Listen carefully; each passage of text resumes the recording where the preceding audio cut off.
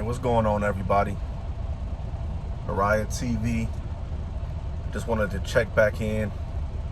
I made this video. I recorded this video before, but the quality, I don't know, my signal and everything wasn't so good, so it came out real distorted. The quality was good. I mean, the voice was good, but the visual quality was horrible, so I just didn't upload it. But what I wanted to touch on was tithes and offering, a very controversial topic. Now, what I mentioned was when we pay our tithes and offering, right?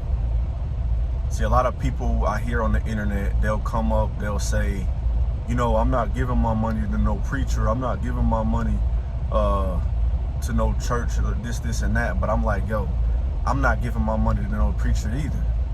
I'm giving my money to the church for the upkeep of the church.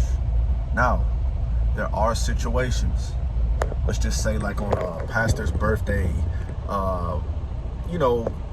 anniversaries, pastor appreciation, where the congregation might come together and say, you know what, we want to raise a little bit of money and just give it to our bishop as a gift. You know what I'm saying? Almost kind of like a appreciation, you know? Thank you. You know, you work so hard, you're dedicated to us, you're almost at our beck and call whenever we, fall on hard times and things like that. So why not show our appreciation? You know what I'm saying? And people take that as, and it's not even, okay, his birthday is once a year. You do something like that for the pastor on his birthday, and people are like, see, look, see what I was saying? They're giving their money. No. But the tithes is like this, right? A tenth is holy unto the Lord. That's what the words say, right? You're giving a tenth of your income. It's not that the Lord needs your money, but as we all give a tenth of our income and put it together, that money is used for the upkeep of the church. The word, if we don't want to give no tithes, okay, fine and dandy.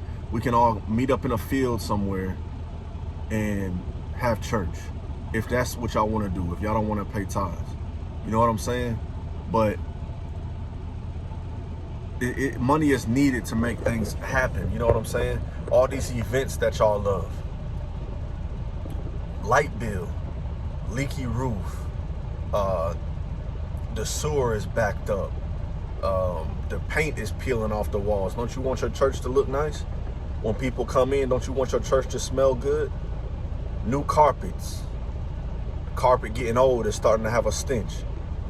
That's where the tithe money comes in. You think we just pray to God and fast and snap our hands and jump up and down and praise and then money is just going to appear? No. Or God is just going to send somebody in and say, hey, here, I heard your leak was roofing. God told me God told me your roof was leaking. So I'm going to come and I'm going to fix it for free because God showed me. No, it don't work like that. It takes money, unfortunately. Now, another thing, they always say, I ain't finna give my money to the church. In the Bible, they brought all their food together and they that was their tithes, the food and the farms and the corn and the grain. But guess what? Y'all don't farm. You feel what I'm saying? Back in those days, a majority of your income was considered, okay, like livestock, for example. If you had a lot of livestock, that was your wealth. You feel me? So for me to offer a sheep, that's like me offering money. You feel what I'm saying? For me to offer this thing that I made, okay, I might make, I don't know, I might have a farm where I grow corn or something, and I offer a certain amount of corn up to the congregation or something like that, a tenth of it. You know what I mean? But you don't own a farm. You don't even know how to grow weeds in your yard. You know what I'm saying? Like you can't grow anything. You work and you get paid money. So a tenth of that is holy unto the Lord. You see what I'm saying? You'll be surprised the doors and stuff God will open up when you pay your tithe. You're not paying for blessings or anything like that, but it's just the simple fact of you sacrificing. You feel me? You know that if it wasn't for God, you wouldn't even be able to work. And don't get me wrong, I went for years without paying tithes. Or I wouldn't even say that. I wouldn't give 10%. Let's just say that. I might give $20. And I know people like that. They'll give $20 every week and say, oh yeah, I paid my tithes. You didn't give 10%, so you tell me you only made $200 every week? No. You feel what I'm saying? 10%. Now, offering. Offering is apart from your tithes. It's separate from your tithes. Offering is like when you want to see, you want to just plant a seed in certain ministries in your church. That's what offering is. Or you just feel moved to give a certain amount more than your 10%. You see what I'm saying? So, for example, I'm a musician, a rapper, whatever you want to call it, an artist. I love music. So I might say, you know what? There's a lot of youth in my church who I see are kind of interested in music. I want to give some money, you know, toward, say, getting some instruments so the kids can be able to play the instruments. You know what I mean? That's offering. Or I say, you know what? I want to see I want us to have a library in our church. I want to give an offering, you know, so we can get some used books and make a little library in our church. You know what I'm saying? Stuff like that. That's offering. Like you want to help in certain, you know, certain ministries within the church. You know what I mean? And there's another offering that we see that gets misconstrued when there's a guest speaker. You know what I'm saying? There's a guest speaker that comes, and at the end you might say, you know, if anyone wants to bless the speaker of the house, you know, you can come up and do so. It's not saying that you're paying for blessings or you're paying for a prophecy and all that witchcraft. That's not what it's saying.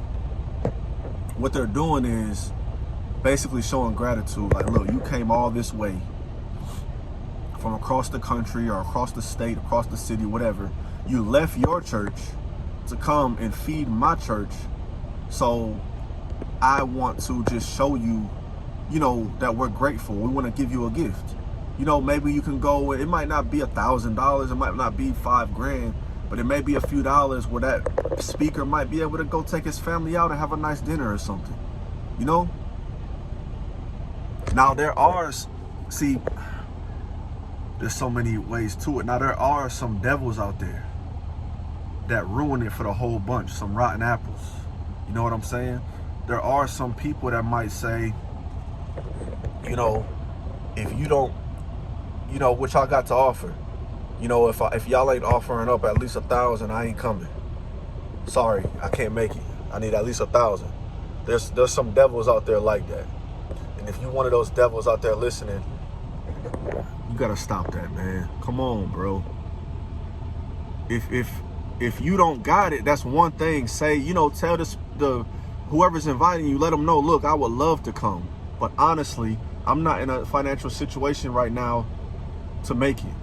Now, if you could bless me by, you know, buy me a plane ticket, you know, get me somewhere to stay, and then, you know, I won't mind if you could do that for me. And then that person that's inviting them might say, you know what, hey, cool, I'll do that. By the way, you know, we're gonna raise a little offering for you so you can, you know, get you something in your pockets, man. You might be going through hard times. Everybody is not a six-figure dude. You know what I'm saying? These pastors out here is working, man. Like I said, my bishop is working a full-time job, man. If our deacons are not retired, a lot of my fellow deacons, if they're not retired, they're working jobs, man. You know what I'm saying?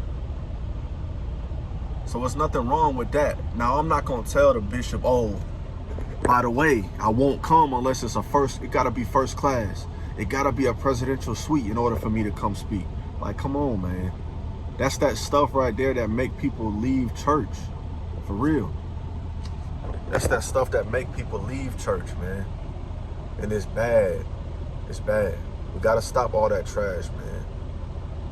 But I just wanted to check in just for a minute and let y'all know, man. Like, tithes is mandatory. Offering, it's up to your heart. You know what I'm saying? It's whatever God laid on you. You feel me? But just keep this in mind, man. If there's anything else y'all want to know, put it in the comment section. If there's any stereotypes about the church that y'all want broken down and explained, by all means, put it in the comments and I'll speak on it, man.